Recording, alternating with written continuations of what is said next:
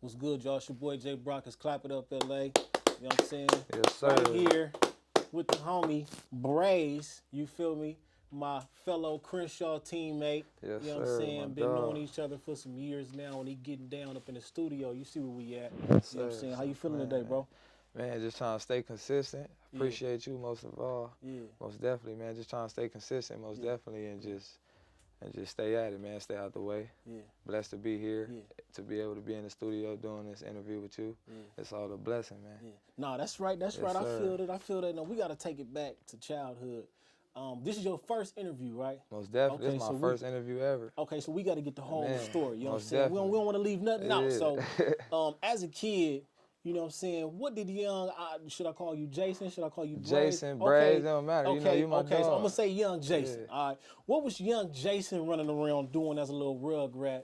You know what I'm saying? When he was growing up in the streets, what are some of the things that you thought that you would be doing as an adult? Shit, for sure playing football in the league right now, man. I got folks in the league, you know, people that I know, but as far as me growing up, I just was, you know, in the projects with my peoples, grew up with a lot of my peoples that I'm still with now, the same brothers that I grew up with in the playground, you feel me? Played football majority of my life since I was 7. You know, just been on that grind since a kid, you know, being programmed as far as just grinding, you know, so that's why my mental was just set on going league. All I knew was league, you feel me? Been in sports since I was a kid, so, but I've been doing music now for a minute, so, you know, just trying to stay consistent, really. But I was all over the place, really, for sure. Yeah. All over the projects with the a lot homies. of us be like that. Yeah. So when you talk about playing football, who did you start off playing for? I played in Lancaster first before I moved to LA, or before I moved back to LA. I stayed in Lancaster for a minute. I was probably about like 6 or 7 and played for the Lancaster Jets. Lancaster Jets. Yeah, just like I was with my mom, homegirl, and her son, like my close best friend type, childhood best friend. Just like I try out, you feel me? He playing, so I went to go try out, and it wound up working in my favor, you know? Had a little talent, and went from there. So football was pretty much natural for you? Man, for sure. That was my first time playing in Lancaster. I was a factor, you know? Yeah, I wasn't, was a factor. I wasn't just no must play or nothing like that. Then I took it to where the real ballers was at, moved back to the land, moved back to Los Angeles, wherever I was staying at that time. You know, I was all over the place with my family, moving all over throughout the city. But then I tried out for the Inglewood Jets. I had some of my close brothers I grew up with. They was playing for the Inglewood Jets already, and tried out for them because they was playing, made the team, and it took off from there. That's why I really found myself like as far as football and shit. That's right. So what position were you playing? I first played receiver, then I played like tight end, and then they moved me to receiver. You played tight end, bro? Yeah, you gotta have like some size at the when you team, play right? some tight I was kind of, I wasn't short, but I wasn't too tall. You get me? So I played tight end. Then I moved to receiver. I started doing my thing for the Inglewood Jets, and then I played receiver and safety. That was my permanent position, like as far as on the team my whole time throughout Pop Warner, and I made a name for myself. I broke records. What record did you break? I played at Centinela Park, Jess Green, you know, and at Derby Park. We played at both parks. But long story short, I probably broke records at that park that probably still ain't been broken. I had like at least like 8, 9 picks, you know, one season type shit, you know, and was scoring on deep and was scoring on offense too. Yeah, you so was balling there. I was trying to, you know. Do so my shit, I know Hattie F played for the Jets as well. Is that where you would meet Hattie F? Yeah, that's where I met my dog. Okay. At Inglewood Jets, you know. I knew my boy Butter and Bundy, them my cousins basically, you know. You know, blood don't make you family, you know, it's loyalty type shit. And I've been knowing them since I know myself type shit, you know. My dad, long live Big Butter, long live Big Bundy. My pops and they pops is how we are today. You feel me? So long story short, that's why I met Hattie F. They already knew each other. It was on the same team. So, you know, that park really built some foundations that's standing strong today, you know, and that's why I met my dog at, and we've been close ever since, you feel me? You know, we had jokes. They didn't even think I was gonna make the team type shit, you know, cracking jokes. Like that? Yeah. Cause you was from Lancaster? Nah, just cause I was a new person to the team, you feel me? So it was a friendly competition type of thing. And once they seen the baller out me, in me, they like, oh yeah, he gang. he right with us. That's funny. You had to prove some people wrong. And a lot of the time that Well, still gonna be accepted, but Yeah, as yeah, far yeah. as like Yeah. you play ball, so you know how it is on the field. Like you Yeah. accepted in another way. Like you, I mean, well, you know what? I can say, like, you know, people be kind of asking, well, what does sports teach you as a kid? What does football teach you as a kid? And it's like, well, first of all, it teach you toughness. You feel what I'm sure. saying? For you to understand, like, all right, they joking on you, but you did your thing, and you became somebody that they realize, oh, he really a dog. That's sure. something that's a life lesson right there. For you know what I'm sure. saying? So, I like, agree. you get any chips as a kid? Chips? Oh, Yeah, any championships? championships, yeah. Man, yeah. I played for the Inglewood Jets probably like 4 years, and we probably longer than that. But long story short, we went to the ship 3 times, and we won 2 out of 3. You feel me? The first championship game I went to, we lost, and was supposed to go to the bowl, but we lost to Carson type. You know, played our hearts out. But then following 2 years, we went and got the bowl. You feel me? So I got 2 ships, and then I got a ship with you. You know? Oh yeah, fact, high school, So, high school. but that's on another level. yeah, but yeah, we gonna get there. I done got a chip on every level except, you know, college and NFL. I ain't get the chance to see that, but it's all good. I'm Hey, trying to get the man, chip hey. in this It's music. something You know? else. You exactly. feel me? That's in what life, it's all period. about. You feel Facts, me? facts. No cap. So okay, middle school. Where'd you go to middle school at? 6th grade, I went to Monroe in Inglewood, and then I transferred to Crozier, and graduated from Horseman. Horseman. Damn, you went all the way to And the that's other where I side met. of town. Yeah, that's how it been. Like, I think about that, like, damn, I've been doing that middle school. Then I really thought about, like, you've been doing that since elementary. Yeah. But yeah, I've been just moving too, though. Not necessarily a bad kid. Like, I ain't never get kicked out of school ever. Just transitioning, you feel me? And just going with the flow as a kid. What would you say was the favorite school that you have in middle school? Horseman, probably. Yeah. Horseman and Monroe. What was the differences? Monroe for sure. What was the difference? I would say Monroe, excuse me, because it just was the vibes. Like Monroe and Inglewood, Crozier in a different part of Inglewood, and then try to keep it down. And then Horseman is in South Central. You feel me? So it's like it was different vibes. Like, but I say Monroe because I went there with my sister, and it was like she was 7th, 8th grade already. And I checked in, she already had planted the seed. She was booming, like prettiest girl in the school. So it was kind of cool for me. Then I went to school by myself, met other people. So, but all of them was pretty cool though. Okay, so what would you coming from Inglewood, because I lived in Inglewood the whole time I went to Crenshaw. So coming from Inglewood and going over to South Central, what were some of the differences that you noticed in the people that went to Horseman compared to Crozier or Monroe? Yeah, a little more eastier. I I guess I'd say that, you know, like just as far as like the type of kids, you feel me? You want to be honest, but it was all good people there though, like. But it was a good vibe though, different for sure. It's like growing up as a kid, you kind of stay in certain areas, like unless you going there, like you know your family house. Like I was in Inglewood and Compton majority of my life, so it's like until I got older and I started making my own moves, going other places, and it's like, dang, I used to be over here, but that was my first time really being in LA consistently, going to Horseman. So it was different, like okay, seeing different hoods, obviously, you know, you exposed to that at a young age, obviously. Facts, A lot of red in Inglewood, a lot of blue over there. I'm like, okay, for sure. What were some of the situations you got into? 'Cause I remember in middle school, bro, we had riots. I participated in all that. You know what I'm saying? Like, what were some of the situations that, if you like look back today as a grown man and you think about what you did in middle school, you like, man, I would have never did that. Like, why didn't you participate? I feel like they had a riot at my 6th grade year. No, that was probably elementary type. But as far as middle school and stuff, I ain't never really experienced that in high school or nothing, middle school nor high school. It was all cool. I ain't gonna cap. Everywhere I went, it was like, obviously, you know, they don't really like blacks, Mexicans, whatever, but at the same time, it was a lot of people that did like blacks and a lot of blacks that did like Mexicans or whites, because I went to Santa Monica too, so I seen it all. It was real diverse, you get me? I mean, you should be able to pass for Mexican though, right? Yeah, for sure. People think I'm Mexican. He trying to grill me. No, not like that. It ain't never like that. Right, no, I'm just fucking with you, bro. You know, that sometimes that works in people's favors. You know what I'm saying? Have you ever been in a situation where that actually worked for your favor? Yep.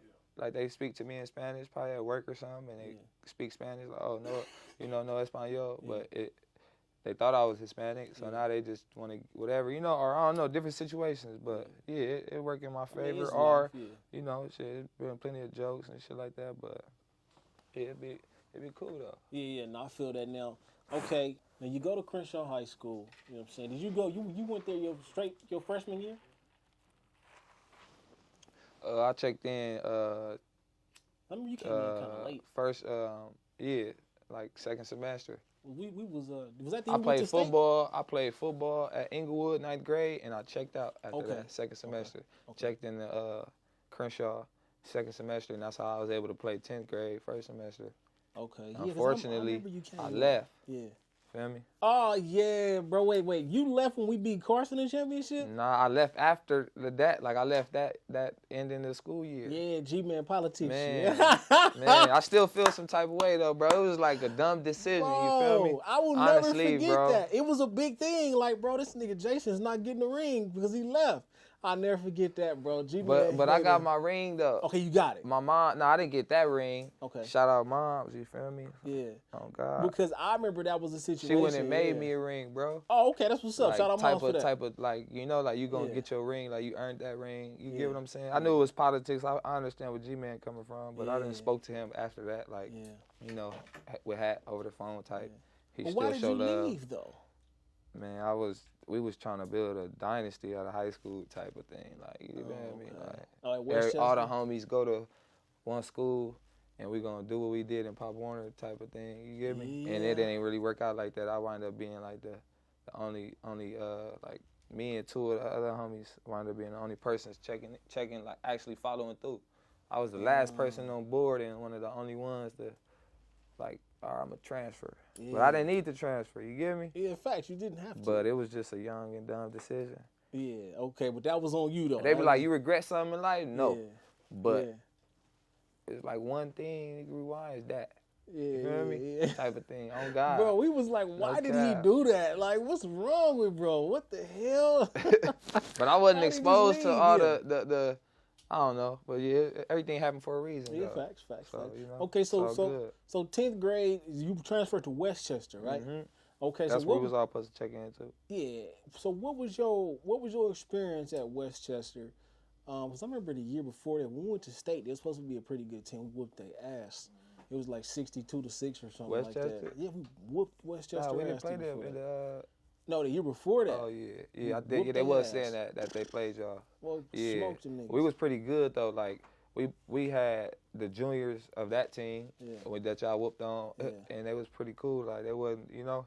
I checked in. I ain't gonna cap. Like coming from Crenshaw, it's talent. Like we competing every day at practice. You feel me?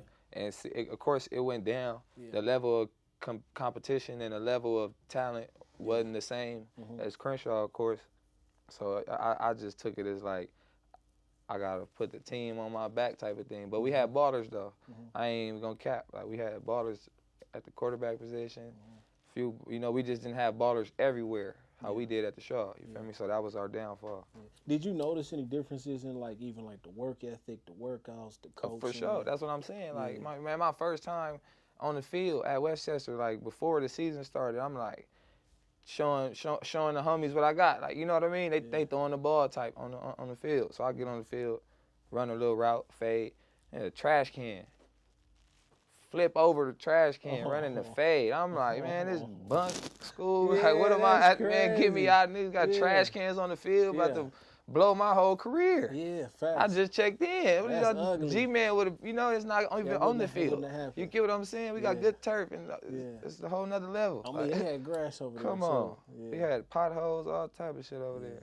Okay, so, I mean, but even in, what about the culture of the school? You know, because it was cool as far as like the school. That was cool. Like I said, everything happened for a reason. Like I met a lot of people there that was good people. You feel me? It gave me a different outlook and perspective at life. I ain't really been in Westchester my whole life until then. You get me? It's like that side of LA. You feel me? So. It was pretty cool though. I see they treated the basketball team way different than the football team. Sure. So that's why I left from there. Like, man, I tried to go back to the Shaw. No cap, bro. Like, G-Man. And at home, dreading it, like really emotional as a kid. Like, I made the wrong decision. You get me? but I had to, you know, deal with it. I balled there though. Went stupid. Every school I went to, I made a stamp, bro, and made a name for myself. So, you know, just school wasn't really my thing though. Like grades was my issue, honestly. Yeah, no, So I feel that. That's the truth. that was the whole thing, and That's how that it ain't really, you know, nigga older. I was older to accept that. I been knew that, but I was young and dumb, really. Nah, you know what, bro?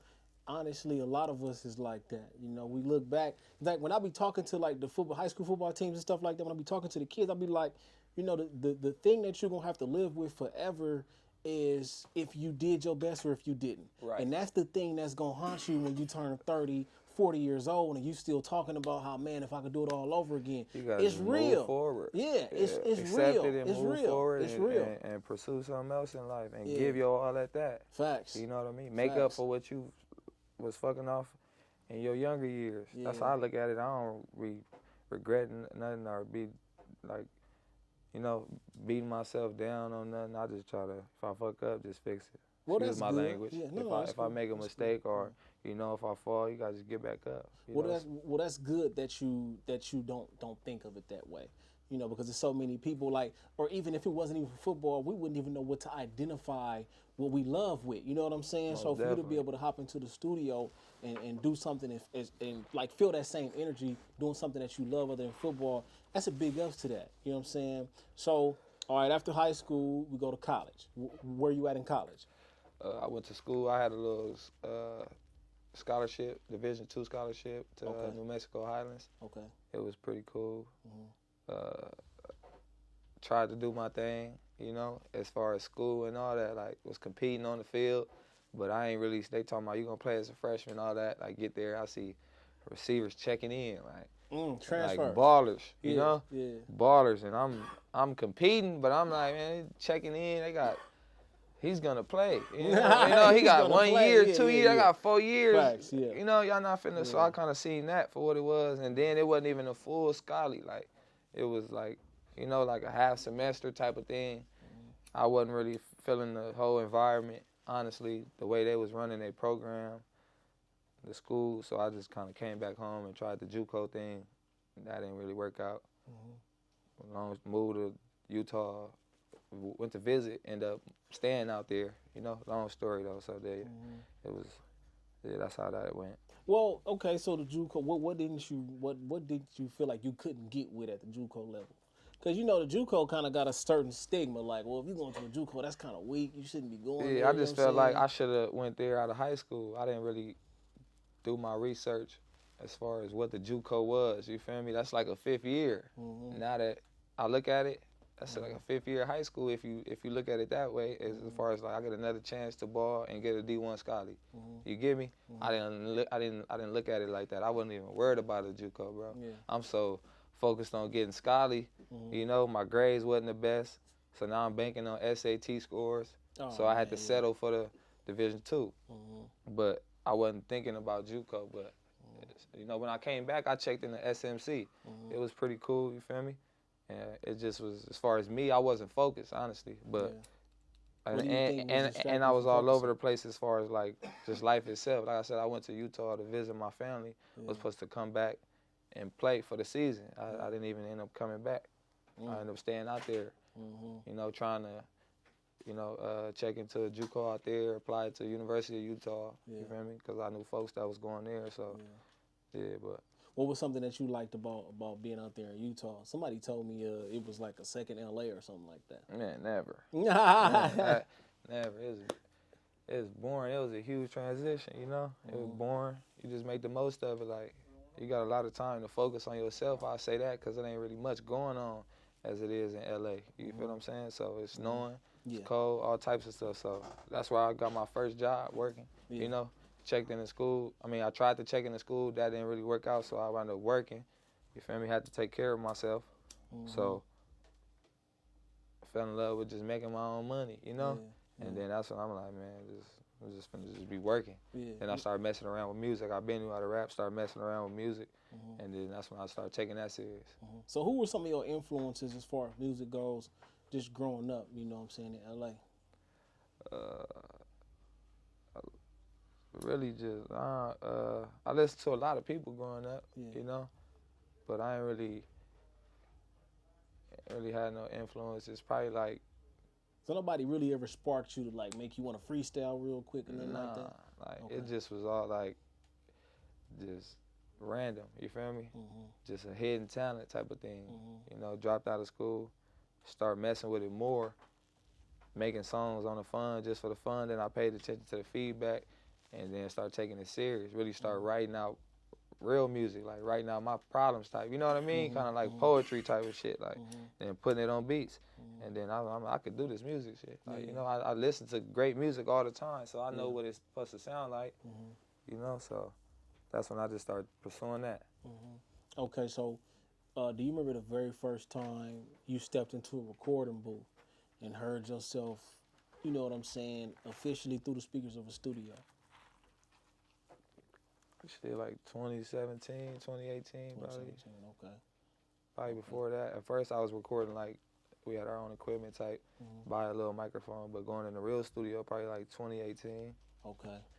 And then from there, I wasn't playing ball no more. Yeah. So I see that didn't work out in my favor, and I was so focused on that. So I just was like, let me dedicate my all into this music and see what it give me. So I've been doing music for about, like, consistently, like, really, like, you know, considering myself an artist, like 2.5 years, you know. Was that hurtful? Because a lot of athletes, when the game is done, you feel me, it's kind of like a space of depression, sad, Nah. you know? Nah, it just was life. Reality, had to face reality, you know. I know I'm great at something else, a lot of things, so it's just show the world that, you feel me? That's all that is. I ain't really beat myself down about it.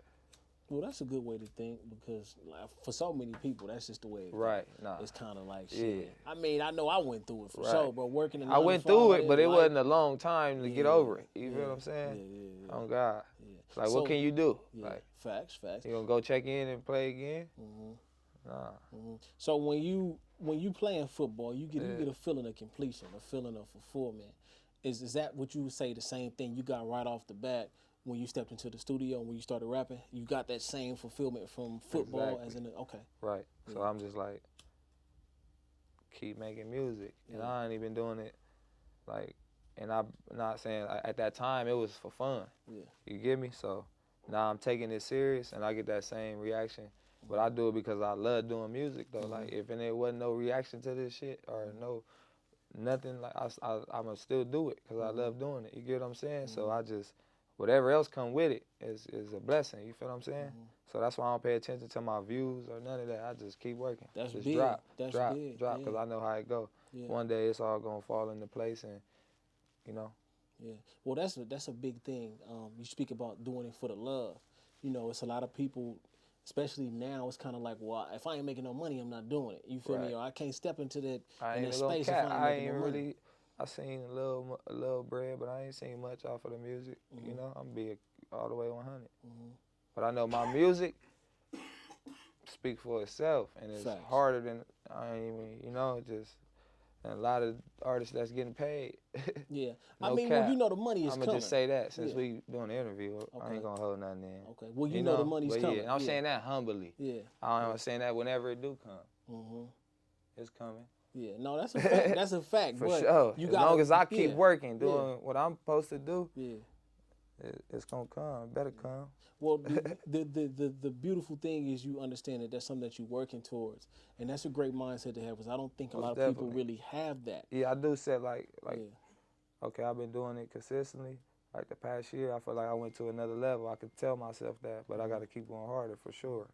Pat myself on the back, but I'm like, okay, keep grinding, and I should see that type of reaction off of that. Okay. That's my little, you get what I'm saying? That's the little shit I be telling myself in my head. I write down, like, you know what I mean? A year from now, I should see that. Yeah.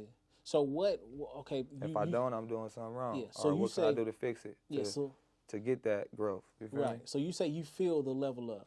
What assures you that you have leveled up? Like, what is something that you saw that was like, okay, I'm leveling up now? As far as just me as my creativity, Okay. when I come inside the studio, I know that I done got better from where I came when I first started doing music.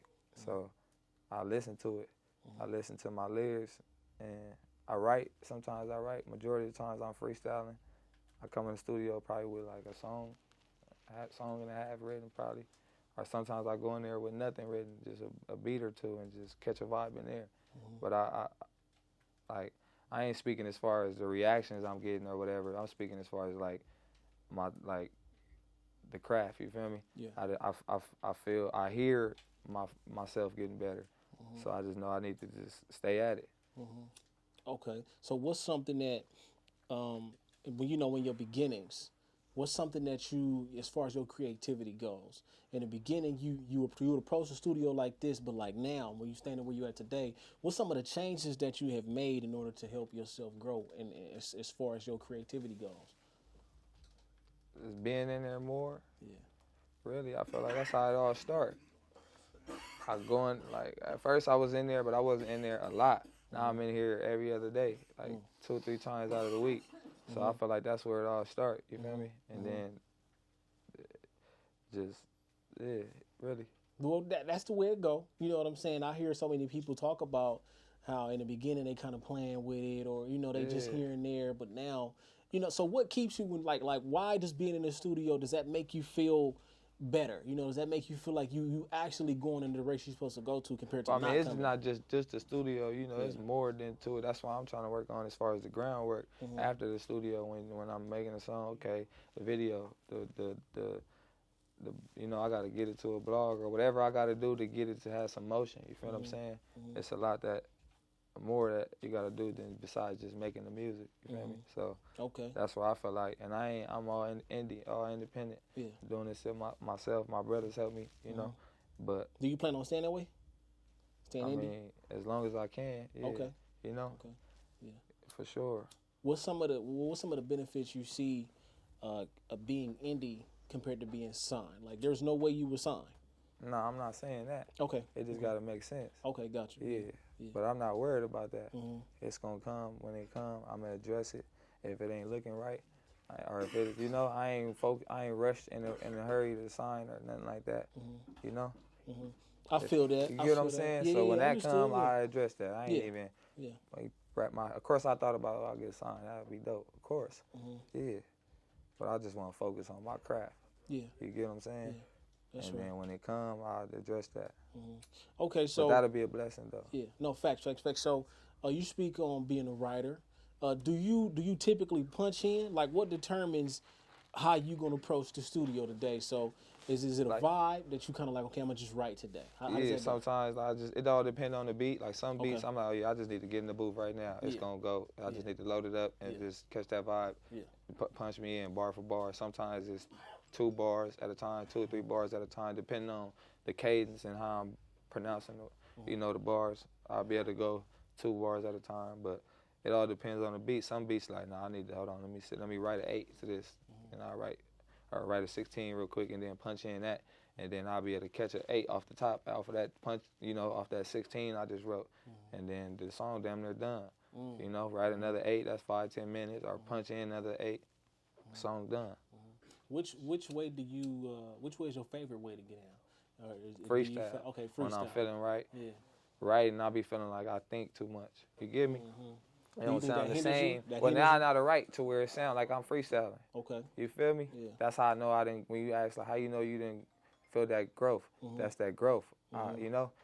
Years ago, I was writing too much. Yeah. In the bars, I'm like, I'm saying too much. Yeah. Gotta take a word out. And there's still times I listen to it, like, I gotta take a word out. Yeah. Or my peoples, I play it out loud, let them hear it, and take a word out right there, probably. You get me? Yeah. How many times do you feel that you listen to a song before you actually put it out for everybody else to really hear? I know that's a patience thing. Yeah, I got a lot of songs in the notes, but it just depends on that song. If it's like, I'm gonna drop this as a single, or if this going to the tape, I'm gonna put that to the side and build a tape around that, or that could go with the songs I already got on that vibe. You feel me? It all depends on how it is after I record it. I'm gonna know it as I'm recording it, and once I'm done recording it, listen to it. Like, yeah, this shit get dropped ASAP, or I'm gonna put that to the cut for the tape, or for a little EP, whatever. It all depends on how it's sounding after it's done.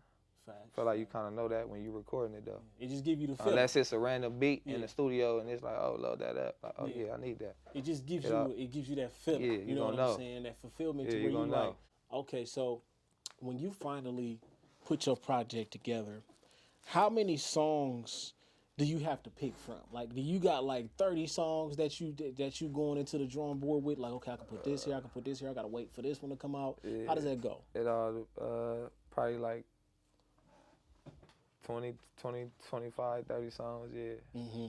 20 songs. It all depends if I'm dropping. Like, I probably had like my last project. Yeah. I dropped was Poetic Genius. Yeah. Poetic Genius. Okay. Yeah, I dropped like 10, 11 songs on there. Yeah, okay, and I see. So I probably had like another 20 in the cut, or and then a bunch of singles all over the place. Yeah, okay. And so I know you and Hattie F came together on Petro, on Poetic Genius. What are some of the things that you noticed about his work ethic in the studio that you've been able to feed off of and make you better as well? He going there prepared. Yeah. He probably for sure got 2 songs ready in the cut. Like, walk in there like, I got a song ready. Yeah. So I'm like, okay. And that's why he always like write a song before before you go to the studio. He always tell me that, like, write a song, make sure you got at least one song before you hit the studio, bro. You know what I mean? Yeah. And it just give you that vibe and it give you that preparation that you need. If you don't even think you need that, you need that. Like, it's just, even if you don't do it the first song, you got one in the cut ready. Now it's up to you. You go punch it there, give it that energy that it need. You get what I'm saying? So that's all it is. Yeah. Okay, I see you don't do too many features. Why? What's the purpose of that? Like, do you feel like you rather just do this all on your own? I mean, what's the purpose of just like not doing too many features? It's like 50-50. Yeah. I done reached out to a lot of people though. They done deactivated my last Instagram. I don't know why. Yeah. But so I had to make a new Instagram. Yeah. Trying to build some more traction on that and get, but long story short, I didn't reach out to people, that's work, and it'd be like, oh, we gonna work, but it don't really be, it don't be happening. So I just leave it at that, like, you know what, I'm gonna slow down on DMing people and trying to reach out, because it ain't getting me nowhere. You get what I'm saying? Yeah, that's unless I really know them, then it's going, oh yeah, we gonna link. But so I just looked at it like, okay, unless it's a right now, I walk into the studio and you there, and we vibe, then that's different. You get what I'm saying? That's normally how it's gonna happen. But and I look at it like, I feel like, I don't know if people be hating, I don't know. So that's why I just keep doing my thing. Yeah, like, that's it. You get what I'm saying? Like, shit, I don't need no features to be 100. I say that humbly too. I don't need no features. I'm real. That's why I named my tape Poetic Genius, because I really I can dissect the beat. So that's why I don't need a feature. But I love to do a lot of songs with a lot of artists out here. But I ain't finna do the most to make it happen. Yeah. Well, I understand that, because even myself, I've DM'd a whole bunch of people. You trying to get an interview, and sometimes they don't get back to you. You know what I'm saying? But the funny thing about life is that at some point you may run into them people that you was DMing. You know what I'm saying? And y'all could probably it's come happened together before. Then. It is still they happen. It happened. So that's why I just be like, it's all off. That's why I say it's all off the vibe. Because when it did happen, for those people that I did DM, whatever, or it wind up happening just off natural, just how it's supposed to. Exactly. Yeah. A lot of the time, a lot of that is also about the timing. Sometimes it's just timing. Right. It's just not right now. You know what I'm saying? And I've learned that as well since doing my interviews. Yeah, I've learned that as well. Yeah. Like, there's some people that I've been able to interview, I'm like, dang, like, it was all about the timing. I was trying to rush it a year ago, but really right now was the best time. It makes the most sense. So, anybody who's feeling kind of discouraged about that, just understand it's just timing at the end of the day. Exactly. So what does TGF5 mean to you? What does that name mean to you? And how do you plan on making sure you uphold this name throughout your career? Just keep working, stay solid, and just, I show love, but I stay solid, hold my ground, you feel what I'm saying? To get further, the 5 is the principles that we stand by: growth, loyalty, equality, trust, prosperity, growth, you feel me? So it's like, you just gotta just stay at it. I just feel like, we on our way, and just consistency is everything. That's the most important. Yeah, facts. Consistency is, that's the number one thing. You know what I'm saying? Like, I feel like people who want these rewards, but they fail to be consistent. They're inconsistent. Like you can't get nowhere unless you're consistent. I remember Most hearing definitely. Nipsey say, Nipsey was like, you know, the only distinguishing factor between me and somebody else is the fact that I kept going. You know, and I tell No cap. people. I tell people it's highs and lows to this. You know, like in life, it's highs and lows to life. It's highs No and cap. lows to doing what you want to do. So when you do face those lows, how do you make sure that you keep going and not give up? Because it's easy to give up. Just know that people supposed to be here that ain't living. Just you got people that's living, looking up to you, whether you know it or not. That's how I look at it. I use it, you know, it's been hard since been born, so Facts.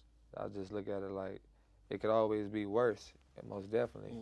It's some light in every in every bad. You feel what I'm saying? You gotta just find it and just be thankful that you're still alive to be able to make up for whatever is going on wrong in your life. Facts, facts. I heard you speak about you touched on it a little bit about putting your pain in your music. When you were actually able to put your pain in your music, how many people have came to you like, bro, I can relate to that. I went through that too. Plenty of people like get like certain DMs or something, like, you know, as far as my last tape, Poetic Genius, Yeah, you know, they just probably DM me or something, like, yeah, I can relate to that, you feel Yeah, me? yeah. That's some real pain in the music, you Yeah. know? So, and I kind of try to be versatile as far as the music that I do make. You gotta be. So that's why Gotta be. I most definitely get back to the pain music and Yeah. drop another project on that vibe. So Yeah. Well, you have to be versatile in this game because the game is always transitioning. You know what I'm Right. saying? So you got to be able to transition with sure. the game to stay relevant. And a lot of people complain about that, but when you look at it, it's just growth. You know what I'm Right. saying? It's an art. Music is really Right. an art.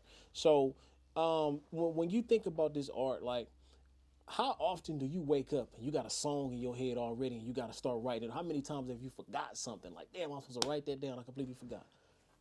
A lot of times.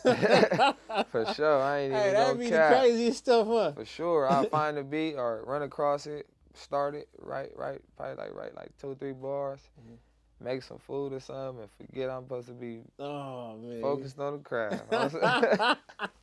focused on the craft. On something else. Yeah. What do you think is the biggest distraction?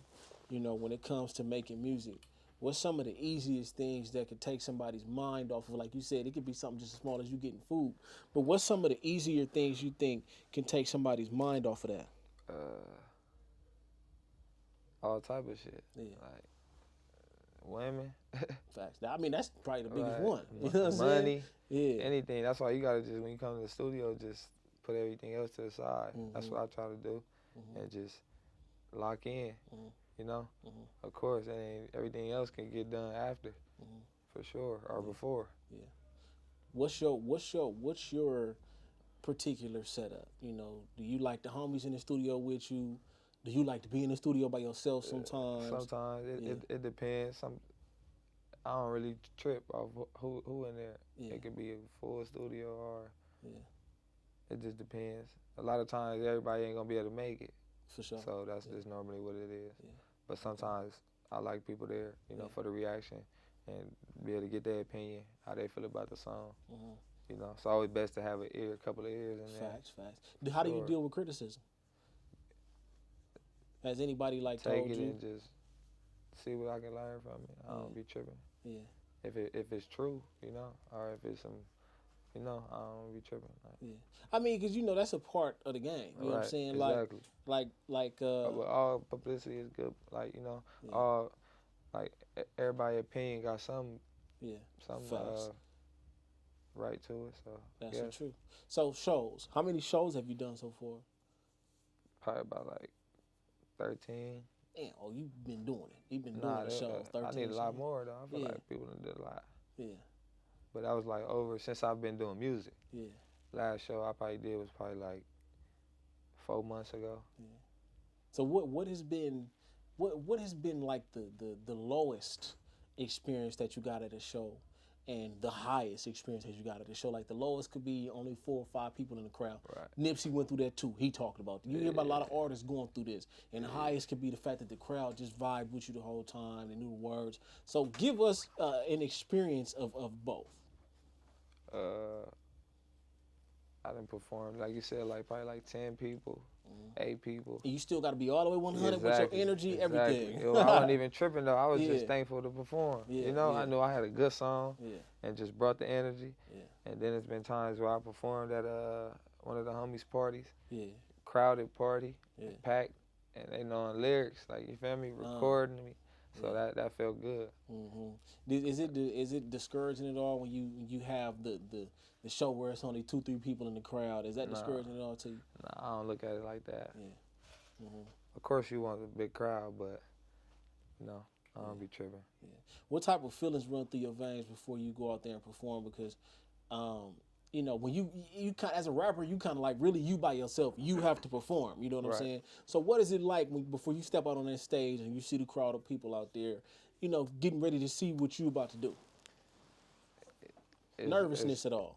Nah, it's like it's fun. That's the best part about it. Like that in the videos, like you know, is what you making this the song for. Yeah. You know, this it ain't the hard part, but you know, this the studio when you in here, you perform it. That's the best part. So I look at it like they out there to hear what you created. You feel what I'm saying? Whether if they know it or they don't, they out there, they there. How many ever people it is. You feel what I'm saying? So.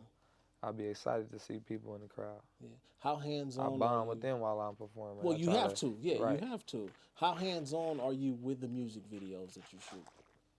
I feel like I could do more. Okay. But I'm trying to do one, like, at least, like, 2 or 3 videos a month, if I can. At least 2 videos. I feel like I could do way more, though. So. Well, it's just work, putting in the work. Most definitely. If you could introduce yourself to somebody and tell them that you need to check this video out, what video or what song would that be for you?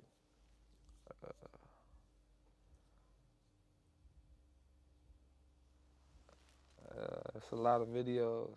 I feel like it'll be Longevity. Okay. It's out on YouTube. Yeah. There's some pain in there. I feel like a lot of people can relate to it. It's not too old. It's probably I dropped that about like 2 years ago. Okay. And the visual code, and I feel like they're gonna feel that. Yeah. Okay. Okay. And so would it be the longevity video? Longevity is important in everybody's life. Facts. Definitely. And I think a lot of people think short term. You know, a lot of people think, and I ain't gonna lie. I mean, I have this problem too. Sometimes I want that instant gratification, but it's just at the end of the day, it's like, okay, you working for something bigger than that. You know what I'm saying? When it take a longer time for you to get to what it's like you working for bigger than that. So when you think about it in that aspect, when did you realize that longevity was something that people that you need to just focus on as far as in your career?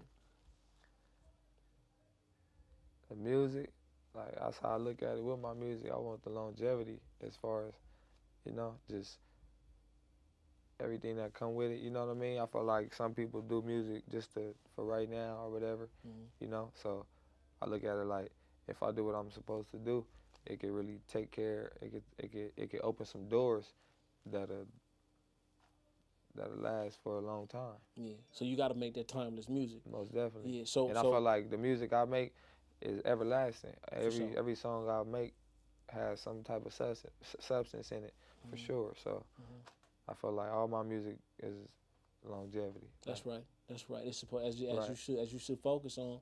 So you've been to a lot of studio sessions. You've been in the studio. I'm sure you came around a lot of people. What was a conversation that you had, or somebody that you came across that really gave you some good game as far as how to make sure you handling life and handling everything with this music?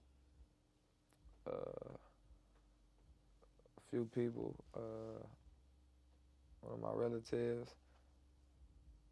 He signed. Try to just, you know, learn from how he going and, you know, learn from when he in the studio and how he network and stuff like that. So, but it ain't really many people that I know that I could really, I ain't gonna catch that and really like. Helps you like that? I mean, not help me, but like, I mean, a lot of people gave me advice and stuff like that. I ain't gonna say that, you feel what I'm saying? But, yeah. Okay, I kind of understand learned that. it from my own Experience. you Well, know. So yeah, like and I feel like self experience is the best.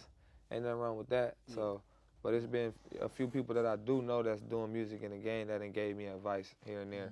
You know, told me like consistency is everything. You know, you gotta drop and just be creative and like I said, stay consistent. Yeah, well, I mean, It that's ain't why really rocket science. You feel me? So for sure, that's the advice that they done gave me. Yeah, well, you definitely talk about consistency a lot. You know what I'm saying? So, what's the outlook for 2022? You know, what's the plan? You know, how much music you plan on dropping this year? At least like 2 solo projects. Okay. Maybe 3. Yeah. I'm finna drop one soon. Okay. And a lot of videos. Yeah. Has everything? I don't want to put a number on it, but just a lot of videos. At least 3 projects this year. So you plan on going harder this year than what you would consider Most you did last year? Yeah. Last year I dropped probably 2 projects. 1 project. I dropped a couple videos, so most definitely trying to put a lot more work out. Okay, yeah. I mean, you know, you actually hear a lot about that. You know, like how a lot of people want to drop a lot more this year, and I mean, it can only benefit your streams. It can only benefit your numbers. You know what I'm saying? Definitely. In that way. So that's dope. Can't wait to see that. Now, when you think about everything you've been through in life, and where you stand today, what do you clap it up for? Still being able to be here. You know, life is crazy. You know, you gotta just stay out the way, stay focused.